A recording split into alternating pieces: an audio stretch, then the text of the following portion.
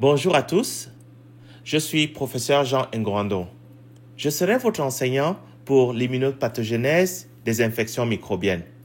Alors jusqu'à présent, vous avez couvert les mécanismes par lesquels les micro-organismes arrivent à développer des maladies, arrivent à échapper notre système de défense. Vous avez également vu les mécanismes par lesquels le corps arrive à se défendre contre les agressions externes. Alors, cette connaissance que vous avez acquise, y compris la connaissance sur les mécanismes par lesquels les micro-organismes causent la maladie et arrivent à échapper à notre système de défense, mais également les mécanismes par lesquels notre système de défense arrive à contrôler les infections. Alors, ce que nous allons faire dans cette partie du cours, c'est réellement prendre ces deux sources de connaissances, les emmener ensemble et se poser la question suivante. Qu'est-ce que nous pouvons faire pour en fait préparer la bataille contre les agents infectieux? Prévenir les cas d'infection ou traiter les cas d'infection.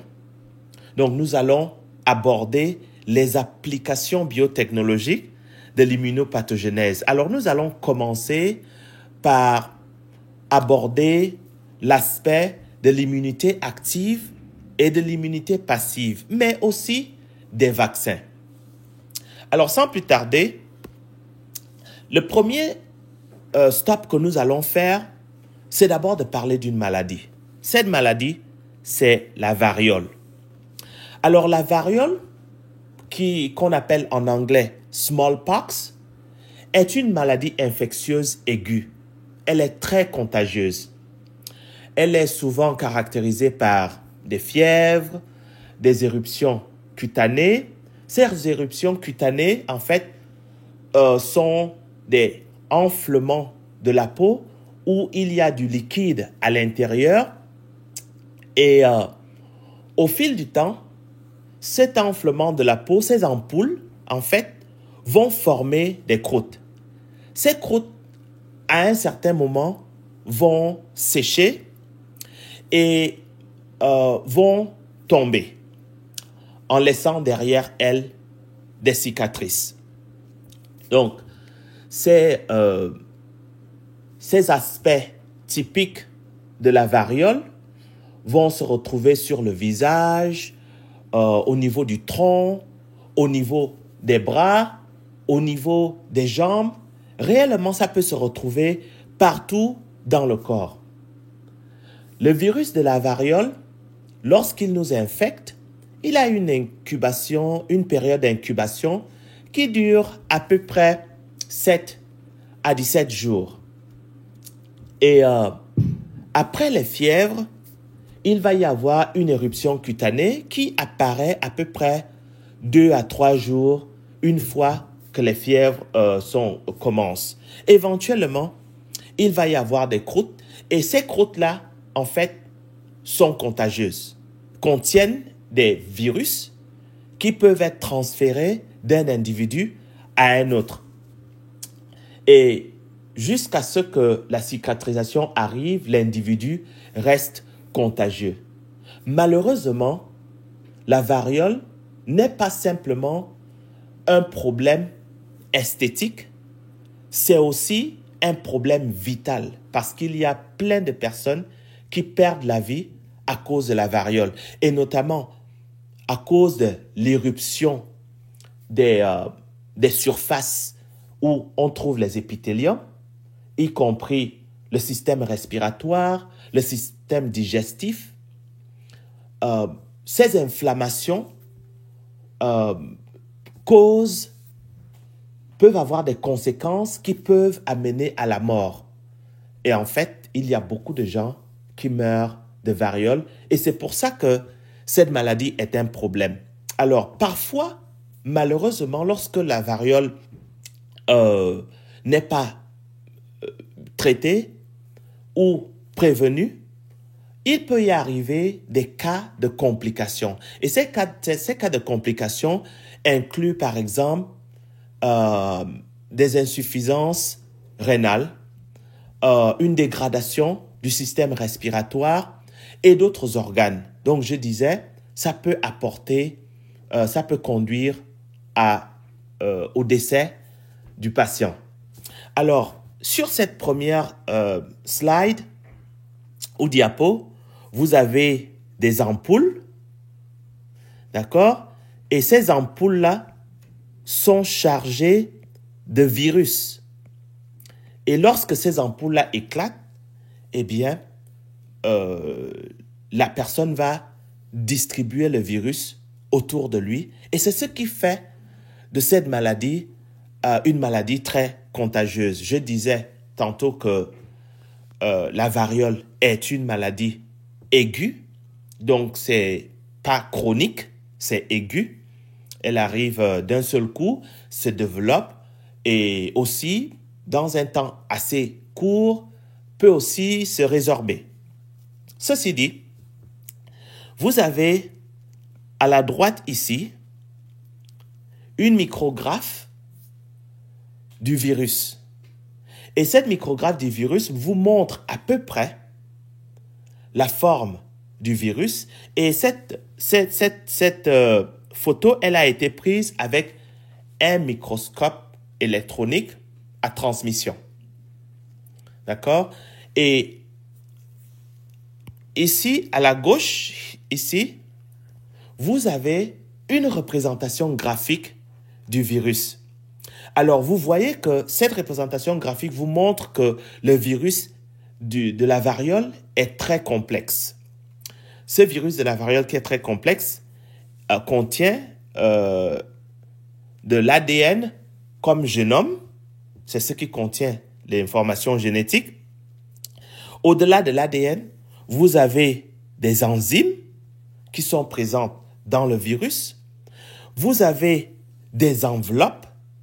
En fait, vous avez une membrane interne et une membrane externe ici.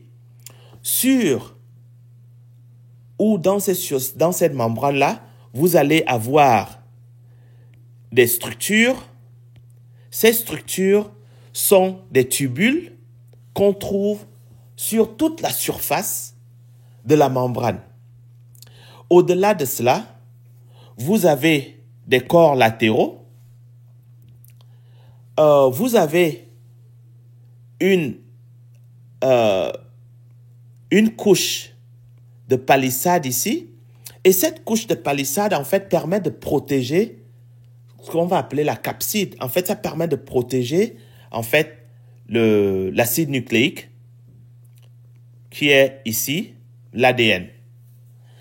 Alors, donc, ça, c'est le virus de la variole. Pourquoi je vous parle du virus de la variole et de l'infection à ce virus? C'est simplement parce que les premières applications biotechnologiques, aujourd'hui, on va parler de biotechnologie, d'accord? Les premières applications de la biotechnologie basées sur la connaissance acquise lors de l'étude de la pathogenèse et de la défense de l'hôte, eh bien, on conduit aujourd'hui à ce qu'on appelle le vaccin contre la variole. Alors, je vais développer un peu plus. Si on repart plusieurs siècles en arrière, le processus de ce qu'on a appelé la variolation, d'accord? Le processus de ce qu'on a appelé la variolation peut s'observer depuis la dynastie Song en Asie. Et ça, c'était dans les années 960 à 1280. En quoi consistait la variolation? La variolation consistait simplement à prendre des croûtes ou des poudres de patients atteints de variole. Et ces croûtes sont obtenues des lésions de variole. et sont administrés à des personnes saines. Ça peut paraître complètement non éthique, et c'est effectivement non éthique, mais à l'époque, on ne considérait pas cela comme non éthique.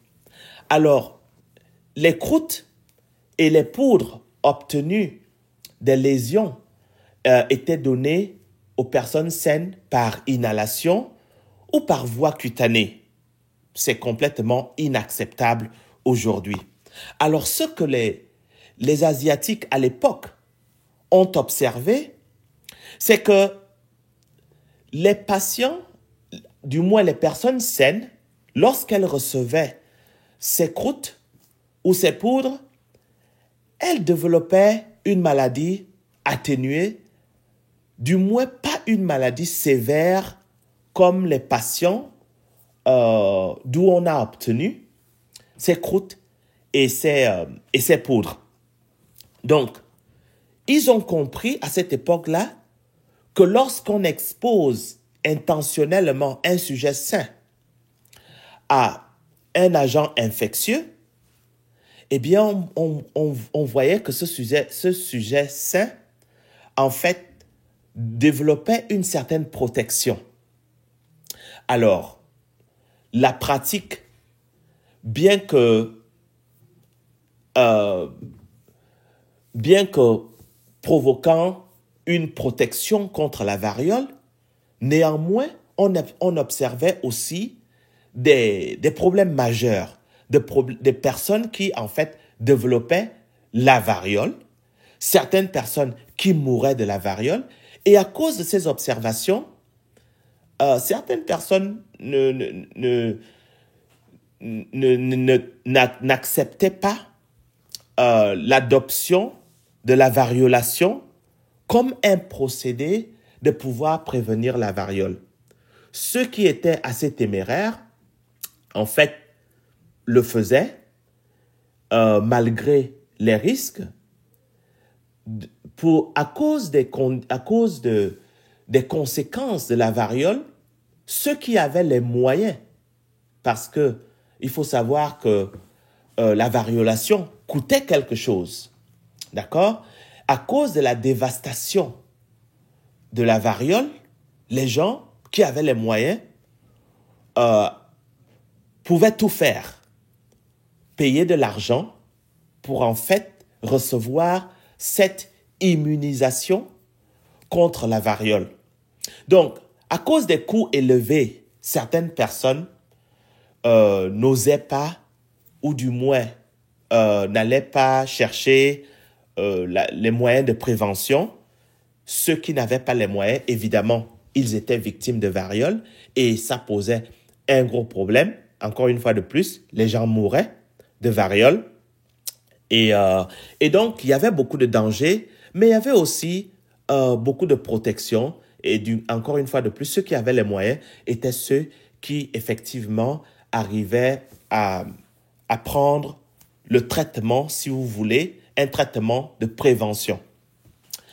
Alors, après avoir observé ça, étudié cela, il y a une personne, Edward Jenner. Edward Jenner, dans les années 1796, en 1796, a en fait fait des observations. C'était quand même avant 1976. C'est en réalité, pas 1976, mais 1796. C'était avant 1796 qu'il a observé que des femmes qui travaillaient dans des fermes et qui faisaient de l'extraction de lait chez les vaches, en fait, il avait observé que ces femmes, parfois, elles avaient des éruptions cutanées et que ces éruptions cutanées étaient présentes chez les femmes qui prenaient le lait, qui faisaient de l'extraction de lait dans des vaches qui elles-mêmes avaient des éruptions cutanées au niveau des mamelons. Donc, ce que Edward Jenner a remarqué, c'est que ces femmes-là, qui étaient exposées à ces éruptions cutanées des vaches, ne développaient jamais la variole. Ces dames-là ne développaient jamais la variole.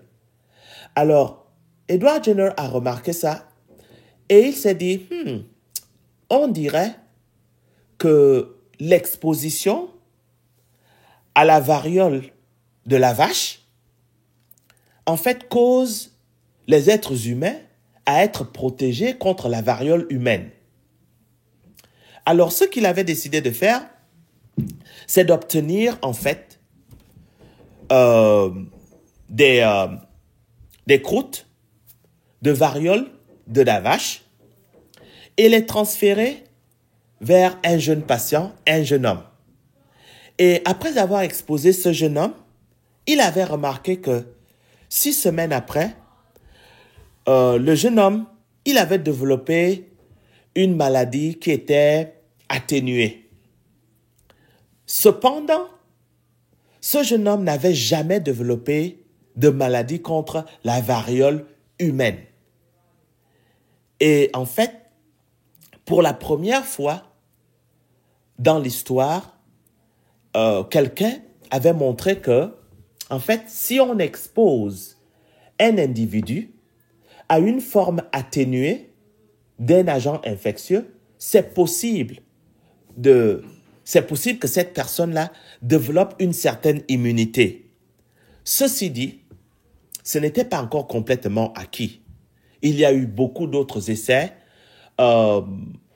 beaucoup d'autres travaux qui ont été faits et qui ont consolidé l'idée que être exposé à une forme atténuée d'un pathogène pouvait protéger contre des formes virulentes de ce pathogène-là.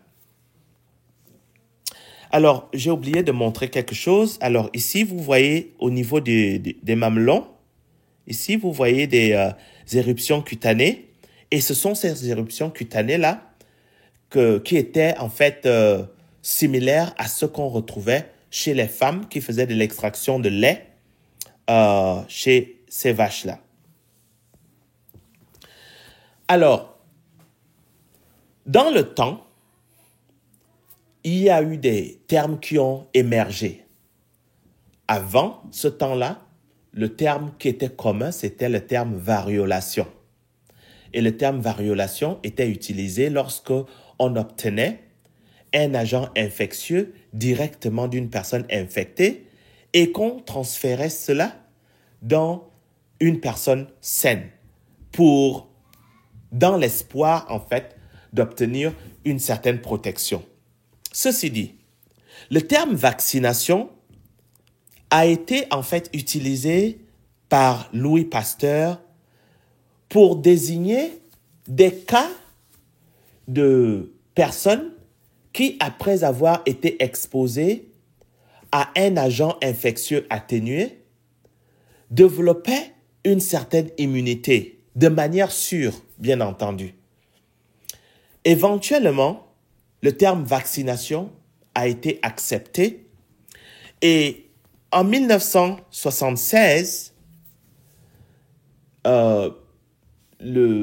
l'Organisation mondiale de la santé a adopté le principe de la vaccination comme étant un mode de prévention de maladies et particulièrement de la variole. Alors, cette figure ici vous montre la progression de la variole, ou du moins le nombre de cas de variole au fil du temps.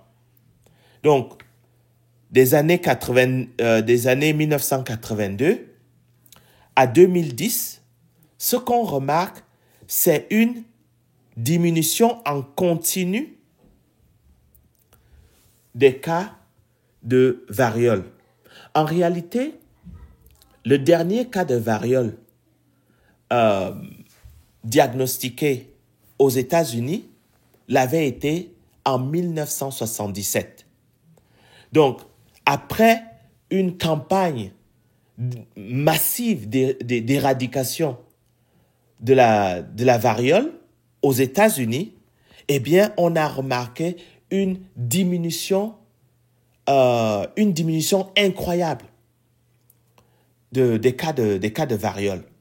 En réalité, la variole est considérée comme étant complètement éradiquée ici aux États-Unis. Bon, je dis ici aux États-Unis parce que je me trouve aux États-Unis. Okay? On ne connaît pas de cas de variole aux États-Unis. Et éventuellement, à cause du succès que le vaccin de la variole, le vaccin contre la variole a eu aux États-Unis et dans d'autres pays développés, éventuellement, l'OMS a déployé le projet de vaccination dans le reste du monde. Et éventuellement, on voit une absence de variole dans le reste du monde. Je peux imaginer que la majorité d'entre vous qui regardez ce cours n'ont jamais connu de cas de variole autour de vous. Et c'est possible que vous n'ayez jamais connu de cas de variole autour de vous parce que le vaccin contre la variole est obligatoire. D'accord? Alors, on va parler des controverses autour des vaccins. Mais revenons à nos moutons ici. Alors, vous avez ici une photo d'un jeune garçon qui reçoit un vaccin oral contre la polio. Et là, on est au Burkina Faso. À quoi ressemble le virus de la polio? Le virus de la polio est un virus avec une capside, comme vous pouvez voir ici. Et cette capside, en fait, permet d'envelopper l'information génétique. Et cette information génétique est sous forme d'ARN. Un ARN simple brun. Alors, au-delà de cet ARN simple brun, vous avez un manteau de protéines. Et ces manteaux de protéines-là est décrit en rouge ici, avec des espèces de billes en rouge, pour simplement marquer les protéines qui font la capside. Alors, vous avez une représentation graphique ici de ces protéines de surface. D'accord? Vous avez des structures ici qui décrivent des protéines de surface. Et ces protéines de surface-là, en fait, constituent la capside qui protège l'information génétique du virus de la polio. Et la polio est un problème qui mine le monde. Enfin, qui a miné le monde, je devrais dire. Qui a miné le monde. Et on pourra peut-être parler de polio un peu plus en détail dans un autre contexte. Alors, l'immunisation ou la vaccination, je voudrais que vous vous souveniez des deux termes. L'immunisation ou la vaccination. En fait, ces termes désignent un processus qui conduit au développement d'une immunité chez un sujet qui a été intentionnellement exposé à un agent infectieux ou des particules d'agents infectieux qui vont provoquer l'activation de notre système immunitaire. Alors, lorsqu'on considère la vaccination, on voit que la vaccination est une des approches médicales qui a eu le plus gros impact sur la santé, aussi bien humaine qu'animale, et d'autres organismes. La vaccination est un exemple d'impact de la connaissance que nous avons acquise lorsqu'on étudie les pathogènes et lorsqu'on étudie la manière dont le corps répond aux pathogènes. Donc, en réalité, on est là dans un cadre d'application des connaissances acquises. Et ça va être très important pour vous. Parce que certains d'entre vous sont en biomédical, d'autres sont en biotechnologie. La question est de savoir comment est-ce qu'on fait pour combattre les infections? Comment est-ce qu'on fait pour prévenir les infections? Comment est-ce que nous utilisons la connaissance que nous avons acquise jusqu'à maintenant pour prévenir et combattre les infections?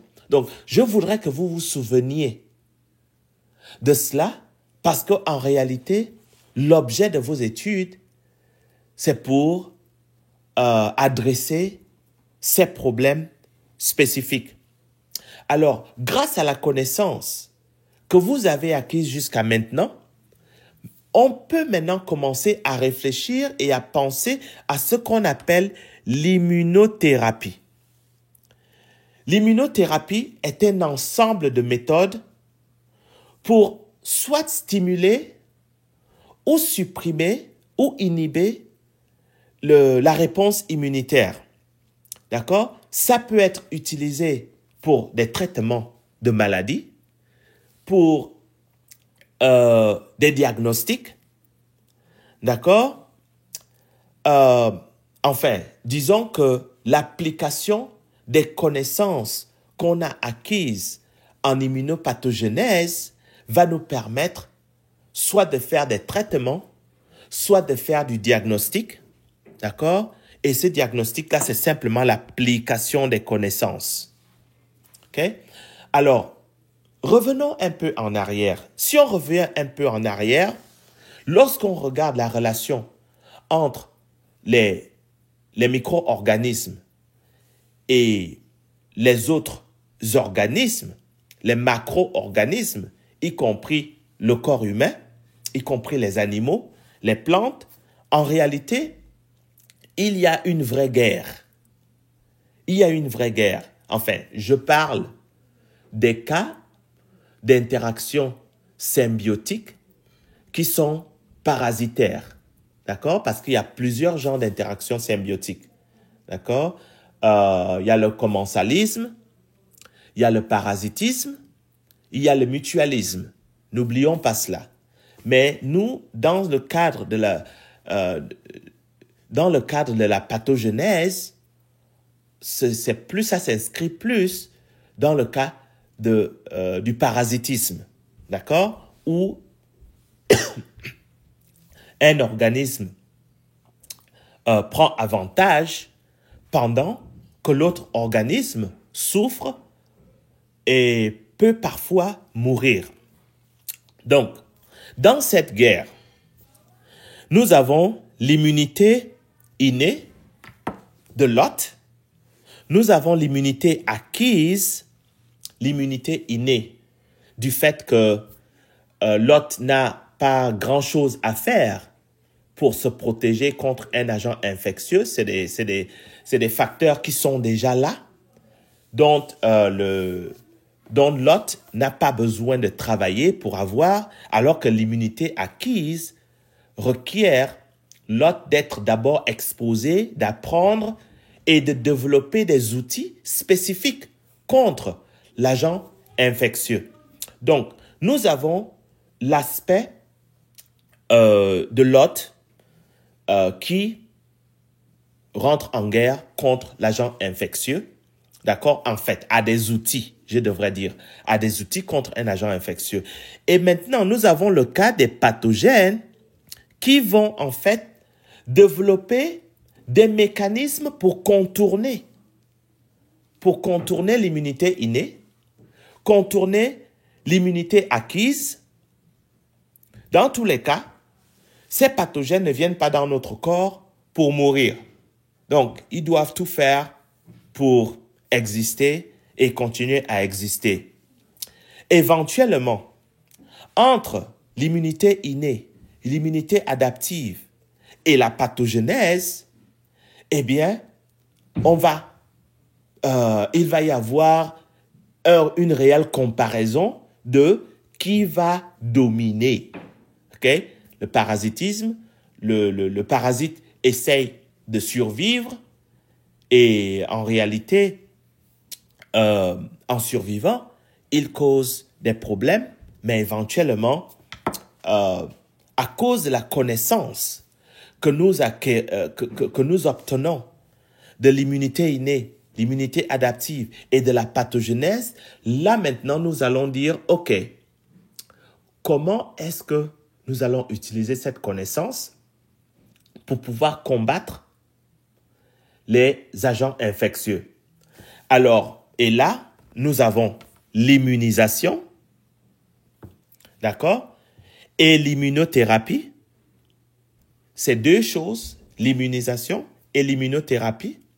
Nous avons des applications telles que l'épidémiologie, d'accord? Nous avons des traitements et l'application des antimicrobiens, d'accord? Alors, lorsqu'on parle d'immunité, nous allons regarder les différentes formes d'immunité qu'on peut mentionner lorsqu'on parle d'immunité. Nous avons deux types d'immunité dont je voudrais que vous vous souveniez. Nous avons l'immunité active et l'immunité passive. Je voudrais que vous vous posiez la question suivante. C'est quoi l'immunité active? C'est quoi l'immunité passive? Est-ce que je connais un exemple d'immunité passive? Est-ce que je connais un exemple d'immunité active? Je voudrais réellement que vous marquiez une pause ici et que vous preniez le temps de réfléchir et de chercher. Alors, l'immunité active peut être naturelle. Cette immunité active qui peut être naturelle du fait que une personne peut être exposée à un agent infectieux de par l'expérience de la vie, d'accord? Donc, vous vivez et vous tombez malade, d'accord? Vous tombez malade et votre corps se bat, il développe des outils et puis vous revenez à la santé. Le corps a en fait vaincu l'agent infectieux. Donc, c'est par votre immunité naturelle que vous avez vaincu cet agent infectieux. Mais il y a d'autres mécanismes d'activer le système immunitaire. C'est l'immunité active artificielle. Et là, au lieu d'être exposé naturellement à un agent infectieux, ici, on va être intentionnel. On va en fait injecter à un sujet sain des particules infectieuses qui sont atténuées pour que notre système immunitaire soit stimulé et développe une protection. Et c'est ce qu'on va appeler la vaccination. D'accord? Donc, deux types d'immunité active. Immunité active naturelle suite à une infection et immunité active artificielle suite à la vaccination. Ensuite, nous avons l'immunité passive. Et dans l'immunité passive, il va y avoir l'immunité passive naturelle et l'immunité passive artificielle. Au niveau de l'immunité passive naturelle, vous avez par exemple une femme enceinte qui va passer certains de ses anticorps et notamment les immunoglobulines G, ce qu'on appelle IgG. Ces immunoglobulines G ont la capacité de traverser la barrière du placenta. D'accord? Je ne vais pas rentrer dans les détails, mais ces immunoglobulines qui sont capables de traverser la barrière du placenta vont conférer au fœtus qui va devenir un bébé à un certain moment, lorsqu'il va naître, de naître avec des anticorps qu'il n'a rien fait pour obtenir, si ce n'est par le fait qu'il était en contact direct avec la mère. D'accord? Donc ça, c'est une immunité passive. Une autre forme d'immunité passive naturelle, c'est lorsque la maman allaite l'enfant, va lui passer des immunoglobulines, y compris les immunoglobulines A. D'accord? Je vais fermer cette parenthèse-là. Et puis, il y a une immunité passive artificielle. Dans l'immunité passive artificielle, ici, il va y avoir une injection des anticorps contre un antigène qui pourrait se retrouver chez un patient. D'accord? C'est ce qu'on fait, par exemple, chez une femme qui est rhésus négatif et qui a eu un enfant, ou du moins qui est enceinte d'un enfant avec rhésus positif. Lorsque la maman accouche de ce premier enfant et que le sang de l'enfant rentre en contact avec le sang de maman, la mère va considérer ce sang rhésus positif comme étant un corps étranger parce qu'elle-même, elle est rhésus négatif. D'accord? Pour éviter que la mère développe une réponse contre ce facteur rhésus, en général, il va y avoir une injection des anticorps qu'on appelle Rho-gamma. Et ces anticorps qu'on appelle Rho-gamma vont aller contre les facteurs rhésus avant que la mère ait la possibilité d'activer son propre système immunitaire. Ce qui fait que cette présence de Rho-gamma va détruire les facteurs rhésus et la mère ne sera jamais, ne va jamais développer de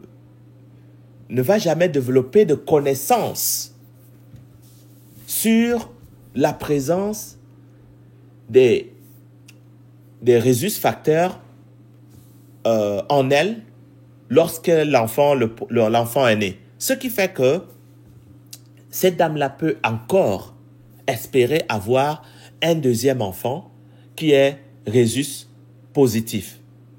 Mais je vais fermer cette parenthèse-là. Si vous avez des questions à ce sujet-là, je peux vous en parler amplement après ce cours. Alors, donc, je vous ai parlé de l'immunité active. Cette immunité active est développée après exposition. Et cette position, ça peut être une exposition, ça peut être plusieurs expositions à un antigène. D'accord? Ici, les lymphocytes de la personne vont être activés et vont produire la protection. Les cellules mémoire vont être produites et développer une protection dans le temps. Et cette immunité, encore une fois, peut être naturelle, d'accord, suite à une infection. Elle peut être artificielle suite à la vaccination. Ensuite, nous avons parlé de l'immunité passive. Cette immunité passive, en fait, c'est lorsque on apporte des anticorps chez l'individu, mais ces anticorps-là ne peuvent donner qu'une protection temporaire. Donc, la protection ne sera pas véritablement dans le temps, d'accord? L'individu ne va jamais développer de cellules mémoire, d'accord, contre l'antigène pour lequel on a injecté des anticorps. Alors, j'ai parlé de l'immunité passive naturelles et j'ai parlé des femmes enceintes qui peuvent passer des IgG qui sont capables de traverser la barrière du placenta. Après l'accouchement, il y a des IgA qui sont donnés à l'enfant par le lait. Et c'est pour ça que l'allaitement maternel est très, très, très important. D'accord? Nous avons parlé de l'immunité passive artificielle.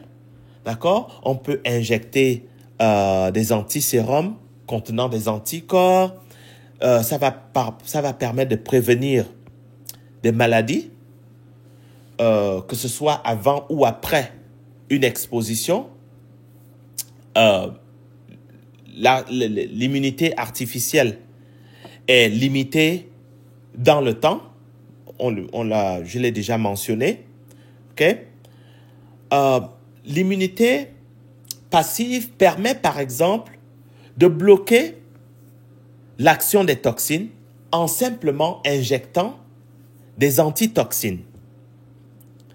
Il y a, grâce à l'immunité artificielle, des anticorps spécifiques qu'on peut délivrer à un individu par voie d'injection pour combattre une maladie bien spécifique, d'accord?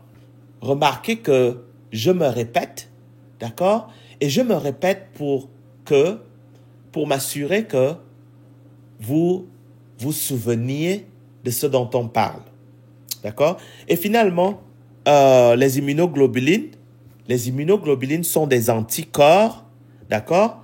Ces anticorps existent en 5 grandes familles, d'accord? 5 grandes familles d'anticorps.